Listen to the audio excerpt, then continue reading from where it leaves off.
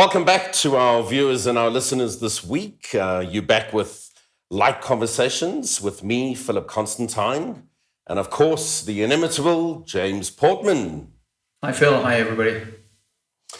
Last week, we discussed a number of different characteristics of lasers, including beam coherence, beam divergence, and the ability to focus a beam, as well as color and how does one flash a laser fast, and as well as this amazing ability of lasers to emit huge amounts of power.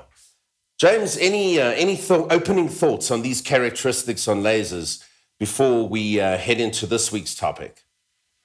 Yes, I think it just demonstrates again what we mentioned at the end of the last session, and that is that if you have a technology with a number of different characteristics, you should be able to apply those characteristics to a problem space, a problem set that you may have, and come up with a solution from an engineering point of view, which is both effective and unique in some ways. If you're stuck with a single characteristic and that's the only thing you have to work with, well, if you have a hammer, then every problem looks like a nail. The thing with a laser is that because it has so many different characteristics that you can tune and adjust, you have a far more versatile tool than just a hammer. Let's look at different kinds of lasers today. I was investigating on a thank you Wikipedia, on a page, and discovered a number of different laser types that exist today. Gas lasers, chemical lasers, dye lasers, metal vapor lasers, solid state lasers, and of course the semiconductor lasers. How does one even begin to consider which kind of laser to use, and what are the lasers that we use in LiDAR today? It's not a trivial question at all, and I think it demonstrates the difference between, shall we say, the laws of physics, which are relatively immutable and relatively constant, versus the field of engineering, where we try and apply the laws of physics to create a device or to solve a problem. And inevitably, there is not just a single solution, and the very diversity of laser types that you've mentioned demonstrates how versatile lasers can be when you're looking for the right kind of hammer to solve the right kind of problem. So the different materials that you've mentioned there, like gas lasers or solid state lasers, are simply examples of materials that are capable of supporting a lasing phenomena. So you can think of the phenomena as being the physics, and the material as being the embodiment of that physics. It turns out that lasing action can take place in both all three, solid, gas, and liquid materials. And in that respect, you have quite a choice in the way that you construct the laser in terms of which particular characteristics you want to emphasize and so on. And I think that's why there is such a variety of commercially available lasers today. Simply because there are so many different problems that need solving, and they need solving in different ways. So if you need a huge amount of power, you would look at one structure, one design of laser. If you need high-speed fiber optic communication, then size might be more important to you than total energy, for example.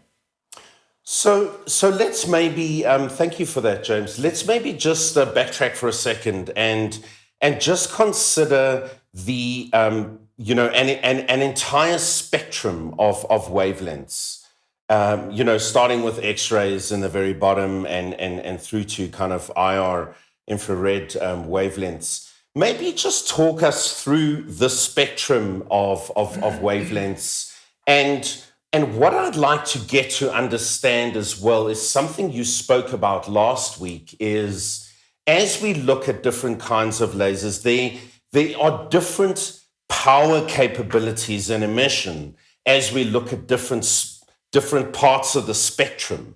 So maybe talk us through the spectrum and let's discuss one of these characteristics, power, with regards to laser emission. Yes, I think it is important to realize that lasers are not a single wavelength device. Each individual laser has a single wavelength, but each of these different types, material and structure and so on, produces different colors, different wavelengths. And the spectrum is actually surprisingly wide because it goes beyond infrared right down to the wavelengths of radar devices, hence the maser that we mentioned previously, the microwave amplifier type. and can go right up through to X-rays, as you correctly say. And I think if you're looking at a particular problem space, you have to decide what sort of wavelength is appropriate. So, for example, when we deal in the world of LiDAR, if that LiDAR is going to be used by people on a day-to-day basis, then you want to pick a wavelength that is as safe as possible. And you would probably avoid things like X-ray lasers, which, whilst useful in high-energy physics, for example, is not something you would want to build into a LiDAR system. So this definitely becomes one of the fundamental choices that you would make in trying to develop a LiDAR solution. And typically in this day and age, we tend to run wavelengths between 800 nanometers and 1800 nanometers for LiDAR systems. So these are just outside the visible spectrum. And for every example of a general solution, there are, of course, lots of exceptions. So there are LiDARs that use visible lasers as well. Typical handheld tape measure type devices will use a visible laser. Yeah. So it is possible to use a different wavelength for a different reason. In that case, they wanted to have a device where you could see the beam as well as use the beam for measuring. So that kind of made sense.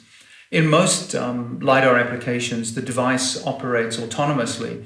So you don't really care what color the laser is as long as it's safe for human vision as well as skin and things like that. So you would choose something that's in the infrared region rather than something that's in the visible region.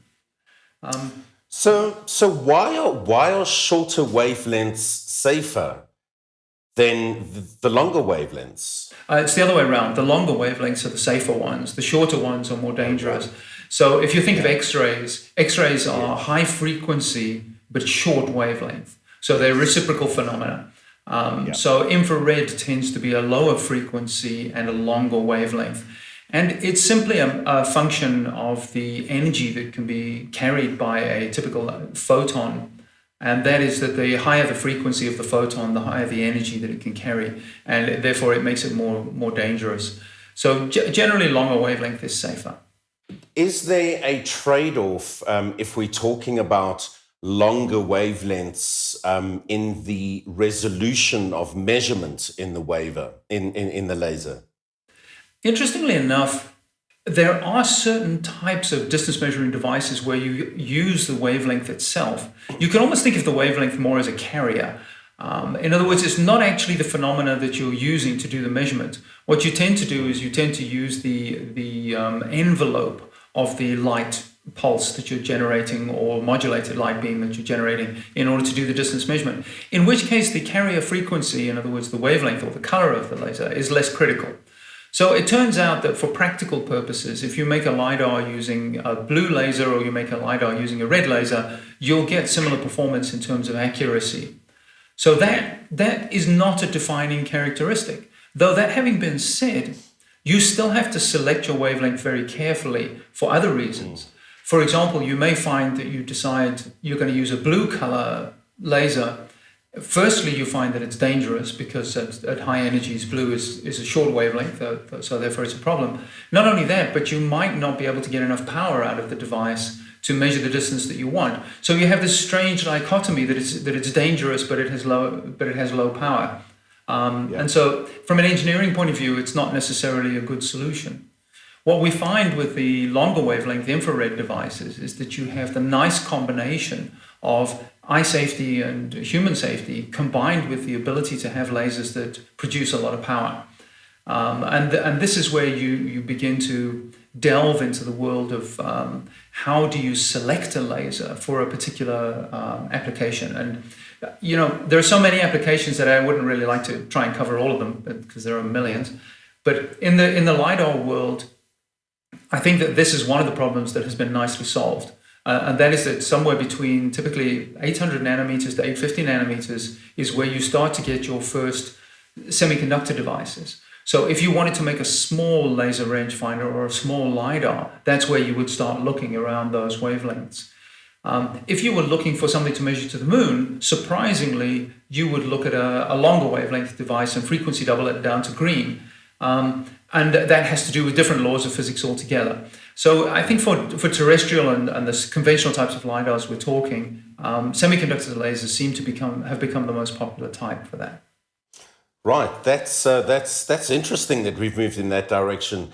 I'd like to ask you a question because you kind of snuck this in there, and you mentioned that we do not rely so much on the wave characteristics of light, but the envelope. So are you referring to photons? Well, here we get into the world of quantum mechanics, don't we? You can think of the photon as the energy carrier, the thing that's doing the work. But an individual photon may or may not be the ideal unit of energy as far as making a measurement is concerned. Now, there are certain types of LiDAR devices that are capable of measuring single photons, and you can time single photons, and these are becoming more popular. It turns out that the difficulty is not necessarily the laser itself, it's the match between the laser and the detector. So you start to get into this rather strange world of physics and chemistry where you can create the perfect emitter of light, the perfect emitter of energy, but you may not have a matched detector that is able to use that energy. In other words, your detector efficiency may be very low at that particular wavelength. So now the engineering gets a little more complicated. Not only do you have to select a laser that will do the job that you want, but you have to select a detector for it that efficiently matches that characteristic. So you can get single photon detectors, for example, in which case you would send out the photon.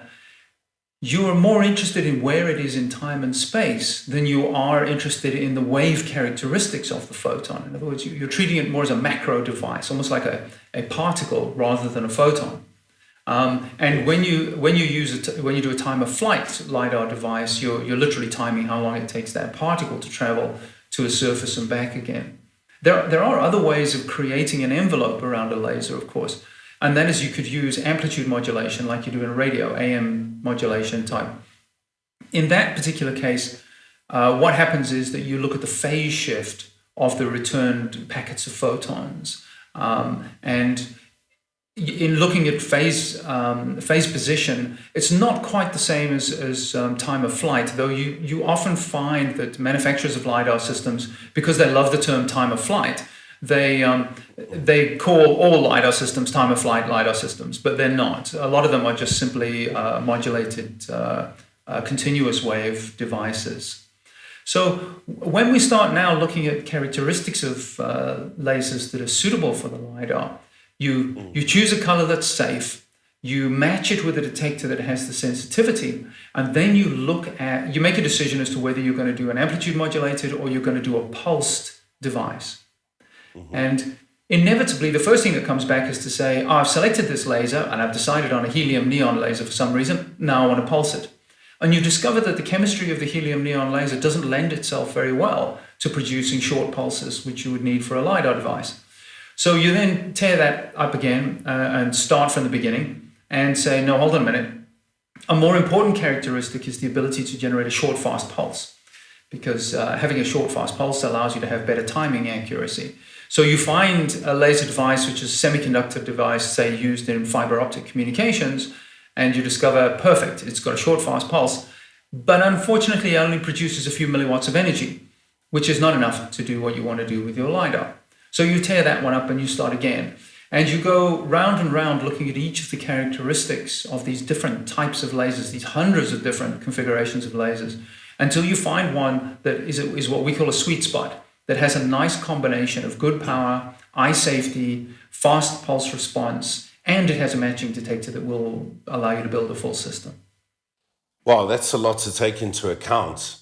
I know that the micro-LiDAR devices that we produce in the office have an invisible laser beam, and I think it's at a 905 frequency. Maybe just talk around how you selected specifically the lasers that we are using today, as much as you are comfortable speaking around the kinds of laser we use. And alternatives that we might be exploring in R&D. The micro-LiDAR is a very interesting case because it wasn't developed just as an idea to build a LiDAR system. It was developed with a very specific strategic direction in mind, and that was to build a small LiDAR system.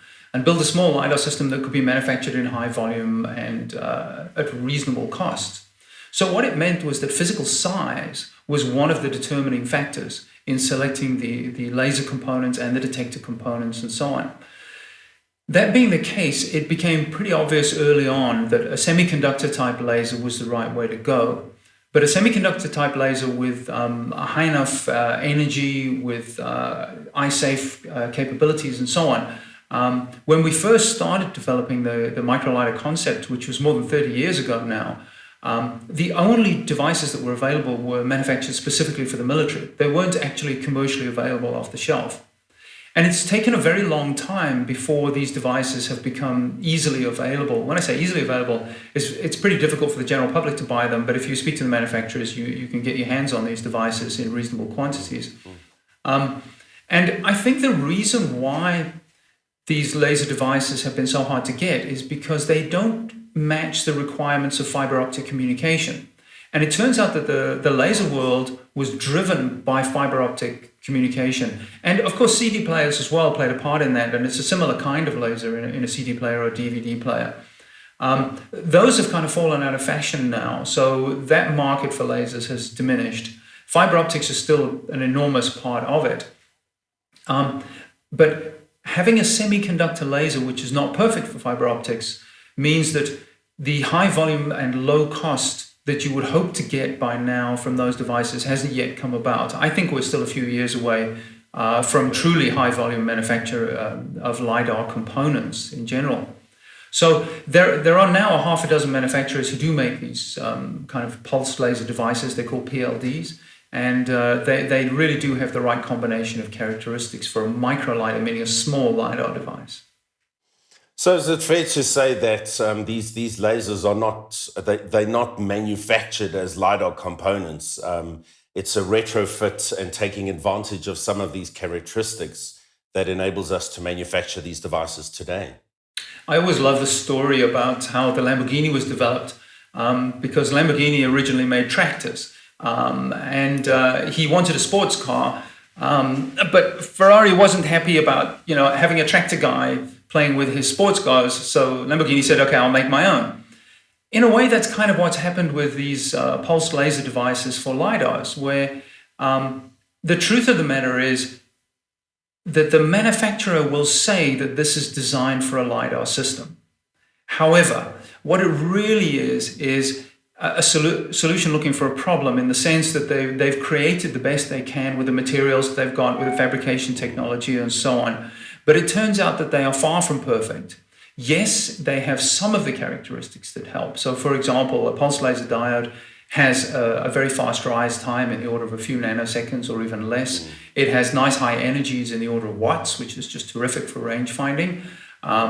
It's reasonably small, which means you can have a fairly collimated beam. It wouldn't be good enough to measure to the moon, but it would be good enough to measure, across the road kind of thing. But it has other characteristics that turn out to be a complete nightmare from a LiDAR perspective. For example, the wavefront that comes out of the diode is not flat. In other words, the photons don't come out at the same time. They come out at different times, depending on whether it's in the center of the laser or on the edge of the laser, which means that depending on where you look on the laser beam, you get different time, which means for a LiDAR, you get a different distance measurement. So there is no such thing as a perfect LiDAR component of any kind, not a laser, not a detector, not a set of electronics. And instead, we find ourselves in a world where it still takes an enormous amount of engineering and an enormous amount of innovation to make even the simplest LiDAR system work and work correctly. And this, of course, is compounded when you try and mass produce the devices, because even a small variation becomes a big problem when you're making 10,000 LiDAR devices at a time. Wow. Thank you. That really helps inform a good degree of the complexity in this field. I thank you for that input, James. I'm stuck with this pervasive question in my head, and I really want to take our next conversation there. And this is the question which I would love to take into our next episode. If light travels at 300 million meters a second, and we have light shooting out and back through a laser, how does one match that with the speed of electrons on a circuit board, which is, it's probably 1% the speed of light? I'd really like to explore that as a topic, and I think it would be interesting for us to understand the time matching between the electronic circuitry and what happens in the laser beam. What are your thoughts Yeah, surrounding this topic? Yeah. it's a fascinating subject, and I guess that this is what's kept me entertained in the field of LiDAR technology for so many years, is that many of these problems appear completely intractable, and it takes a lot of imagination to come up with solutions. And I'd like to take credit for some of this, but I can't really. There are many giants who've gone before me who've worked in this field and have provided hints as to which way to go. And in this day and age, we have to listen very carefully to those hints if we want to come up with a really good commercial product. Lovely, great. James, thank you once again for your time. To our viewers and our listeners, thank you for spending the time with us here on Light Conversation. Next week, we will discuss the speed of light and how we match that to electrons rushing around on a circuit board. Any comments, please join us on social, www.lightwavelidar.com. Thank you. Until next time.